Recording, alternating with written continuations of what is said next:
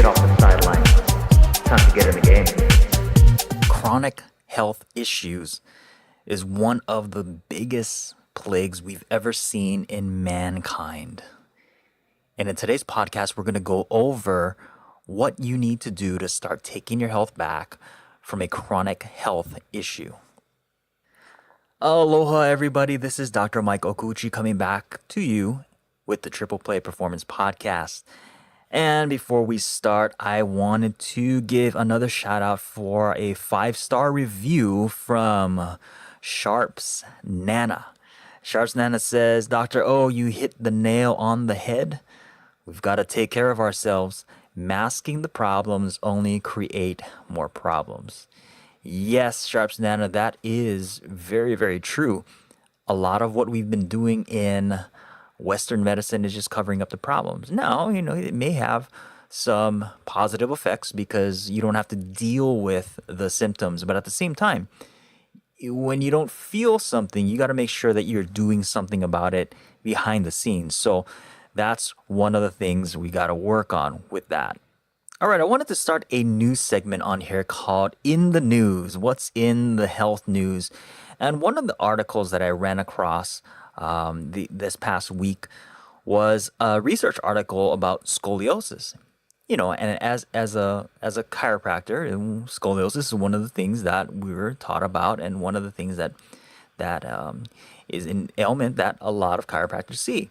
So I was very, very curious when I ran across this one article, and the way that I've been taught to treat scoliosis was, we look at not just necessarily just the muscles in and of itself. I mean, not necessarily just the spine in and of itself, but also the muscles surrounding the spine.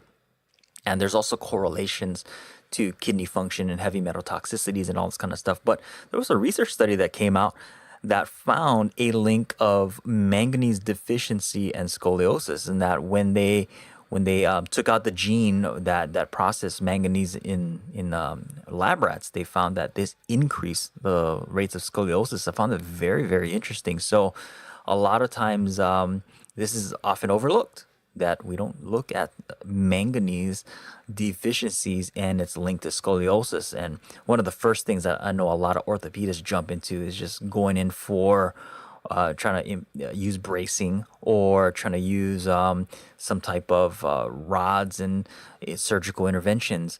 A lot of times where chiropractors are jumping in and just looking at just delivering an adjustment. And we often overlook this biochemical fact of you gotta have all aspects covered. So manganese is something that I didn't know about. Another one that I ran across was this article that stated that it says experts are skeptical that intermittent fasting can reverse type 2 diabetes. Now, I did an episode about fasting and its benefits, and I also did another episode on reversing type 2 diabetes, and that's one of the things. And one of the big proponents for fasting, intermittent fasting, and overcoming diabetes and obesity is Dr. Jason Fung. And let me go pull up this article, and it was very interesting how the criticism to this article that I was reading, and it said that the study was 3 men with type 2 diabetes were able to stop insulin treatment altogether after intermittent fasting. But experts are warning, of course, right? But experts are warning that people shouldn't try such a practice on their own. Now, this study was published in the BMJ, British Medical Journal, case reports. So it looked at 3 men between the ages of 40 and 67 who tried occasional fasting for approximately 10 months. And all of the men were able to stop insulin treatment within a month after starting the intermittent fasting. And the criticism that came after this, it's typical. I mean, I get it, but it's like, okay, well, if you got 100%, 100% reversal rate, they got 3 guys, and all three of them reversed it. There has to be something to it, right? And it says this one guy's the director of Ganda Diabetes Center in Los Angeles says, "Hey, quote, it's potentially dangerous to tell patients their diabetes has been reversed because one is always at risk for progression, even if not being treated by medication." Now, yeah, there's some. I get it. There's a little bit of sentiment that's leaning towards the medication route. I get it. There's also that other part where, yeah, I don't know if you can say it is reversed. I get that part. But at the same time, if you look from a laboratory perspective, if they don't need the insulin and their numbers went down and all the things that you use as a markers to diagnose it as diabetes, if those are all gone away, now, wouldn't you say that it has been reversed? Now, they can say, well, they go on in the article, they say, well, we don't think of it as reversing it, but more of remission. Well, yeah, I guess that's the case, but, you're now playing in the realm of semantics because it is still predicated upon the lifestyle factors, and there's all these other things that interplay with that. But at the same time, if we can use a drugless intervention that would get the patients the results that they need, shouldn't that be explored further? That's all, when I read this article, that's all I got out of it is, well, why are we headlining it saying experts are skeptical of intermittent fasting? Why don't we say other things about it? And I know why, but it's just really funny how the medical paradigm wants to keep us in there rather than helping out the patient. That's all I have to say about that. So, in today's episode, I want to talk about the steps that you need to take to start healing a chronic disease or prevent a chronic disease from happening. And why should, you may be asking yourself, why should I listen to this episode? Well, if you look at the statistics, it's, almost every single leading cause of death out there is tied to a chronic health issue. And almost every single person is going to face that. Just the mere fact of aging and how we live in our modern day lifestyle is going against the grain of how we're wired internally. So if we know that we got a higher rate and rising rates of chronic health issues, we need to do something about it. Well, and what are you going to get out of listening to this episode? Well, I'm going to tell you guys the first steps that you guys need to take into preventing and reversing any type of chronic health issue. I'm not saying that this is the be-all and end-all, but this is the steps. And this is often the steps that people miss along the way because they jump towards, and this is what the medical paradigm does, is it jumps towards just straight medication intervention. And that's not necessarily what we consider first-line therapy. So that's what we want to do. We want to look at what can we do right off the bat. So now the problem becomes, well, and this is the debate that's been happening a lot, is what exactly is a chronic health issue? And this play on semantics, it goes back and forth, and all it has to do is it's all about the money, guys. It's all about the whole insurance industry and all of the what we consider our healthcare system. Well, the definition that came out of the United States National Center for Health Statistics states that it is a condition that's lasting 3 months or more, or something that generally cannot be prevented by vaccines or cured by medication, nor do they just disappear on their own. That's their definition of it. So basically, something that's happening in your body that you can't use a vaccination, medication, or it goes away on its own. That's the definition of what a chronic health issue. And why does this matter? Well, this is a staggering statistic to wrap your head around. That the 7 most prevalent chronic conditions, which are cancer, diabetes, hypertension, stroke, so cerebrovascular stuff, heart disease, pulmonary conditions like COPD, and mental illness account for about $1.3 trillion $1.3 trillion is what we spend on average annually as a country on these diseases. So think about that. $1.3 trillion. That's a huge amount. And that's where we're headed. And it's only growing, guys. So there has to be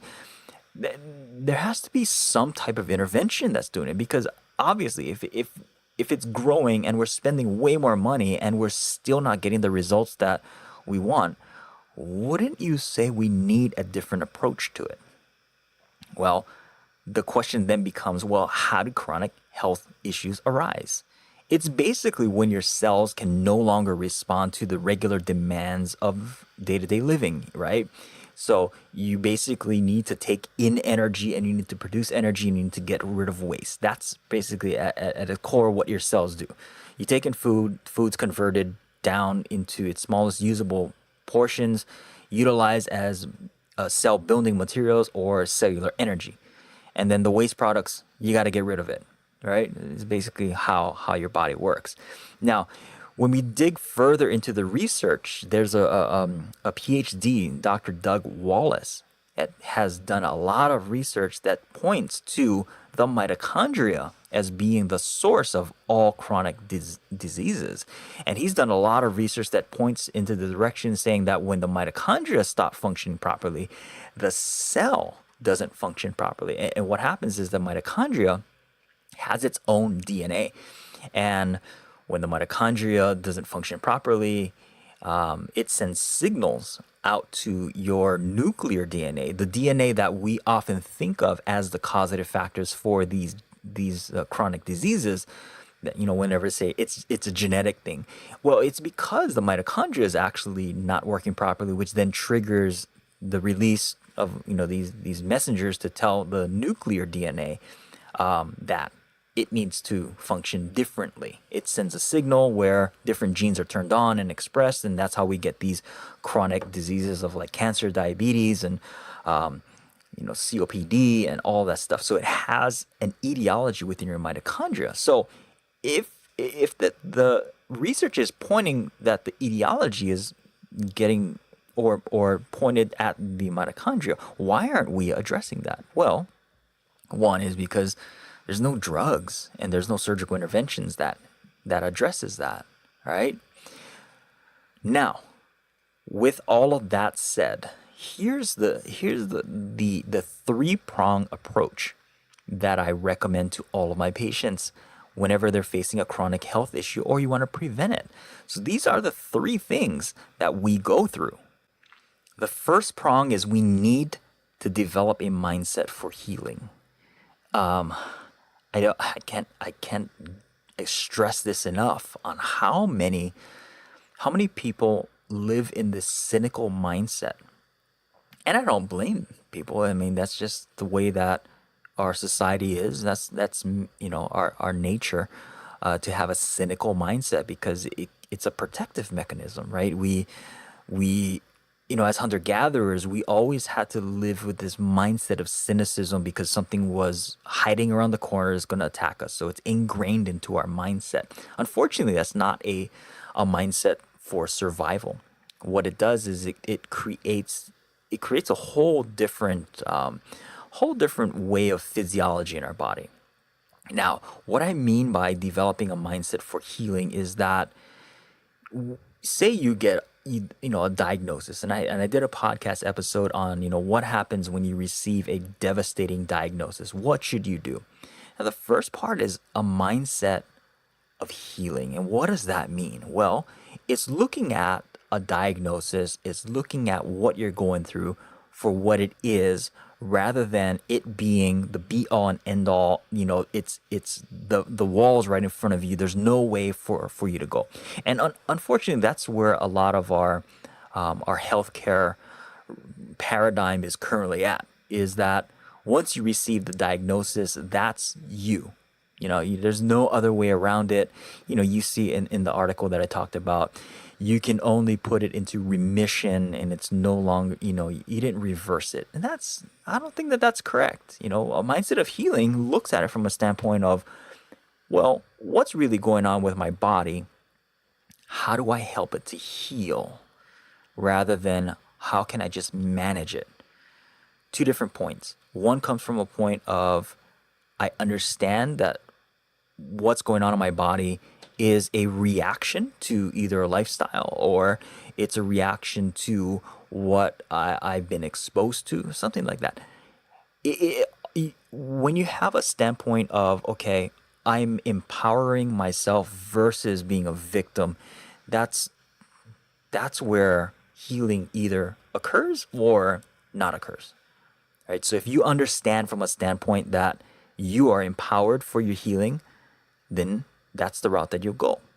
Unfortunately, we've been inundated with scare tactics that, oh, well, you have XYZ disease, that means that you're going to die. And especially, when I deal with like cancer patients, patients that are going through cancer, they often get these terminal diagnoses where their oncologist is turning around and saying, well, you better get your affairs right. You got 3 months to live. And there's this thing called a nocebo effect. Just like, we hear about the placebo effect and how you can give sugar pills and it can give a response and it's actually just sugar pills, and there's the nocebo effect where somebody tells you something in a negative standpoint and you buy into that and your body will actually change its physiology into this negative standpoint. So the first place you got to do is developing a mindset for healing. Take the diagnosis for what it is. It's just a diagnosis. And then use things like healing affirmations. You gotta release what's worrying you and what's creating fear and frustration, and replace it with mindsets and a state of serenity and gratitude, because you're shifting yourself from that fight or flight mode into a healing mode. You have two parts to your nervous system. One is the sympathetic and one is the parasympathetic. So the sympathetic is that fight or flight. They both can't be on at the same time, and you expect healing, right? The parasympathetic is the healing. This is the part where you can rest and relax and your body can build back up. If you're always in a state of this catabolic state where you're breaking your body down, it can never heal. So a mindset of healing is where you always need to start, right? I always encourage my patients, to adopt the practice of affirming the things that you want. Using affirmations like, I'm healed and thank you for my healing. I'm so grateful to experience a complete healing. When you look at your mindset, your mind is extremely powerful. Look at stuff like complaining. You got to stop complaining. Stop complaining about, whatever's going on. Stop owning a disease. Never say my diabetes or my cancer or my whatever. It's not yours. You're experiencing that, but it's not yours. And it starts with a mindset, because when your mind adopts a mindset of ownership, you never want to let it go. And sometimes a lot of people will hold on to diseases because of a deeper seated thing going on, like attention. So you will hold on to a diagnosis because it gives you attention. It gives you that lack, or it fills the void of lack of community. So you see all these groups and forms of community of these self-help groups, and a lot of times all it is it's a place for people to complain and to get reaffirming of their dis-ease. It's not your dis-ease, guys. You guys got to let it go. You got to cease to complain about your issues. Stop taking ownership of it, because once you take ownership of something, it owns you as well. All right, the second facet in this three-facet approach is the physical asset, or physical asset. Getting crazy over here. So the physical facet is, a lot of times people think of it as just, your body posture and all this kind of stuff, but it gets deeper into that. It's all about the cell structure. And if you understand how the cell functions and you keep the cell happy, the rest of your body will be happy. Now, your body's composed of trillions of cells, I think like hundreds of trillions of cells, and that every single cell has a structure to it. And if we look at the structure of your cell, it has this phospholipid membrane that has interconnected proteins, and that's how the cells communicate. It's an interconnected community that communicates back and forth through fibrous networks. And that a lot of times when you enter into a state of like chronic health issues, it usually starts with tissue rigidity. And your tissues are actually supposed to be nice and pliable, nice and movable. Your joints are supposed to move freely. Your tissues are supposed to move freely. But once you start decreasing in that, you have tissue rigidity. And the problem that happens with tissue rigidity is that the cells have a difficult time getting nutrients in and toxins out. So if you're not able to supply the cells with its proper nutrients, it's not going to function properly. It's not going to repair properly. If you're not able to get the toxins out, then cellular function starts decreasing.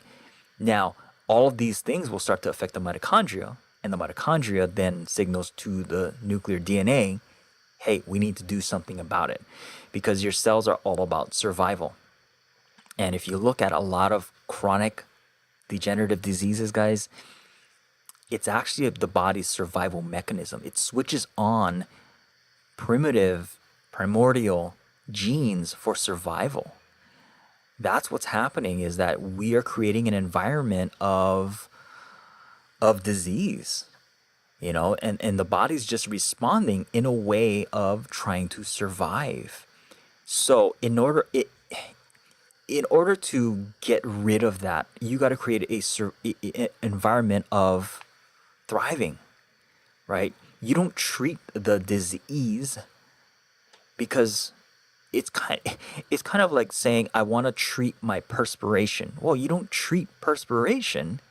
You change the environment that's causing perspiration, right? If you're perspiring and you're sitting in your house, it's usually because it's hot. So you change the environment. You maybe turn on the AC, you turn on the fan, and it changes the environment. Therefore, your body changes its output.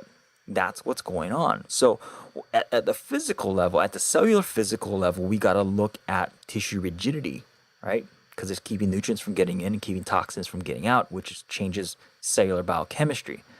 Now, at a macro level, your entire body, we got to look at movement. And one of the big things we face in modern day society is the sedentary lifestyle. When you lead a sedentary lifestyle, you are decreasing the amount of movement, and your lymphatic system needs movement, because your lymphatic system doesn't have its own pump. Just like like your heart, and that the cardiovascular system has its own pump, which is the heart. It pumps the blood out, but the lymphatic system doesn't have that pump. Its pump is the muscles.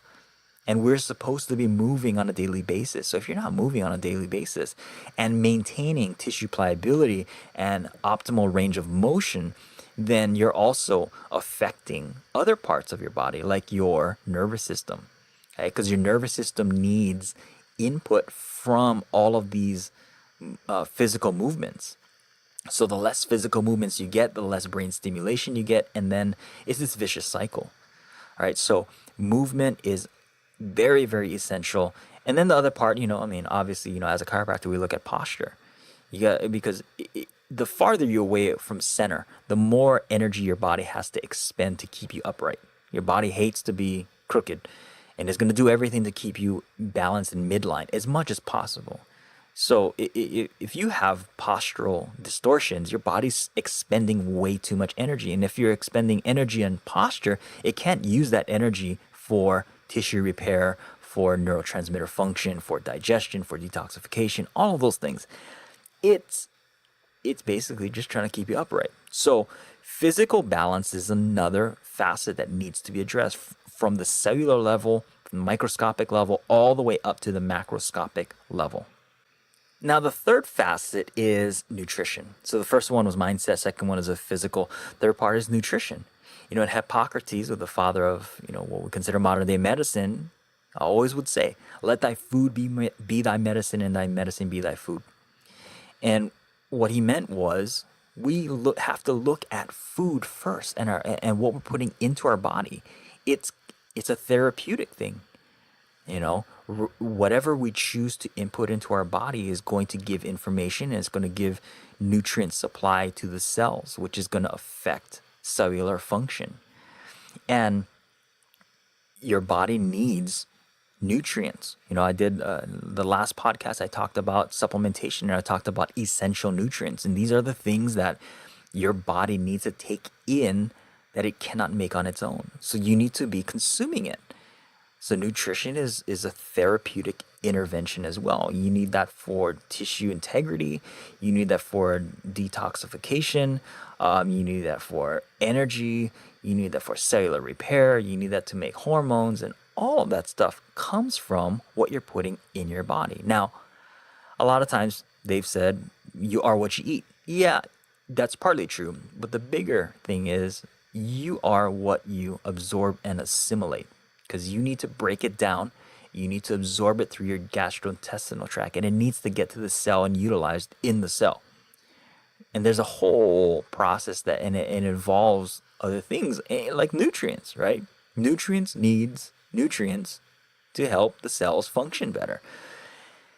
Now, one thing I want to warn you guys about is to steer clear of fad diets and all these regimens. Okay, and here's my Star Wars. I love Star Wars, by the way. Is that you got to be careful and be mindful of those who speak in absolutes. That's what Obi-Wan said about the Sith, right? The Sith is the one that works in absolutes. If you hear of a person saying that this is the only way, and I see this a lot on the internet saying, you should only do the ketogenic diet, or you should only do intermittent fasting, or you should, this is the way for that. That's not necessarily true. We all have our own biochemical fingerprint. Right? It's called biochemical individuality. And that biochemical need will change over time. It will change as you age. It'll change as you go through a chronic health issue. So what you may need in the beginning of your healing process is going to change as you heal. Right? And a lot of times people, in different camps will say, well, you need to just be, only doing the paleo diet. Well, yeah. Okay. Or the only way to heal is through a vegan plant-based diet. Yeah, well, certain times you may need to change.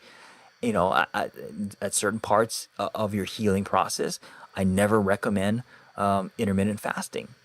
And then as you change, there's times where I will recommend that. So whenever I work with patients, I am always looking at what is your current biological needs rather than what's popular.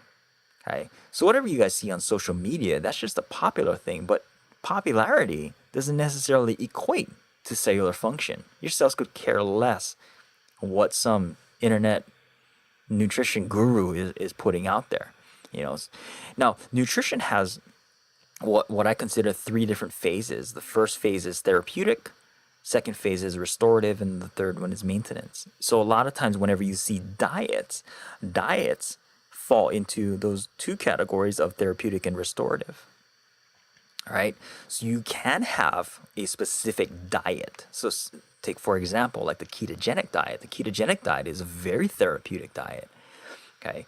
Is it a maintenance diet? Not necessarily. Right. You can't live in absolutes. Should you be in a ketogenic diet all the time? No. Our bodies were designed to be in cyclical. Okay.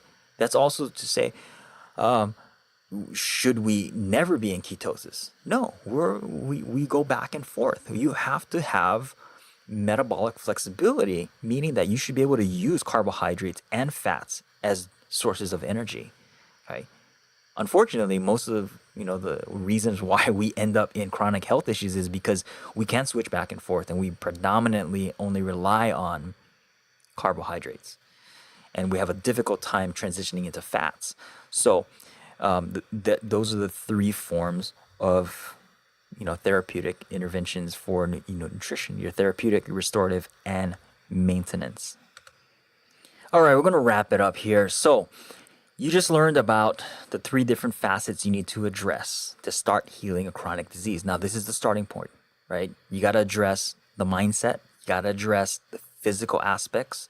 You got to address the nutritional, the biochemical aspects. Those are the 3 different facets you need to address from the start all the way through your process. Okay. Now, the biggest part is the mindset. You got to develop the mindset for healing. Release the cynical mindset, release the fearful and worry, release all of that stuff. Keep in a state of mindset of healing. Get into a state of gratitude and serenity. Okay, and then if you're dealing with a chronic health issue, you need to form a health team. I highly recommend people having a complete health team. Don't just rely on the medical doctor that has given you some bleak diagnosis. You got to work with somebody that's going to give you a bigger picture overall. Dietitians will give you another picture. Health coaches will give you another picture. Put all these things together and work with somebody that you feel comfortable with that would give you a roadmap that you can follow. Okay, so you got to be forming a health team. All right, here's what I want you guys to do. Okay, I want you guys to go on Instagram, and then I want you to create a post, and I want you to say, what is the first thing that you're going to do to take back your health? Okay, and tag me on it. I want to see what you guys are doing. And what this will do, this will also influence your followers and saying, to take back their health. Because imagine, here's my vision. Imagine a world where everybody is living their best life, right? Imagine a world where nobody's complaining about their health. And if they do have health issues, they know how to deal with it and not feel fear and not feel confusion. Imagine that world. Imagine a world where people can keep their health and know that, hey, I know what to do to get my health back. I know what to do to maintain my health. Imagine that world. And that's the world that I want to create. For from now till the rest of the time. And it's gonna take one person at a time. You take back your health and influence your family, your friends, and because I see too many families being ripped apart by health issues and health crises, and I see too many lives being affected at too young of an age. And I myself, I know, my family, we've been affected by chronic health issues, and it's not a fun thing to watch. It is not a fun thing to go through as well. So go on Instagram and then say, what is the first thing you're going to do to take back your health? Tag me on it. My Instagram handle, if you're not following me on Instagram, is tripleplaydoc. So find me on Instagram, follow me there. I do weekly Q&A sessions where I post out something, and you can click on the little sticker and then ask me a question, and I'll answer those questions. Go to our website at tripleplayperformance.co and tell your friends, tell your family about this episode. Appreciate it. If this is your first time, thank you for listening in. Feel free to subscribe. I put out an episode on a weekly basis that will help you to attain better health and wellness. But till the next time, be well and aloha. Hey, if you've enjoyed this podcast, leave us a 5-star review. Connect with me on Instagram at tripleplaydoc. Stay tuned for more episodes. Tell your friends, tell your family, tell the entire world. Till the next episode, be well and aloha.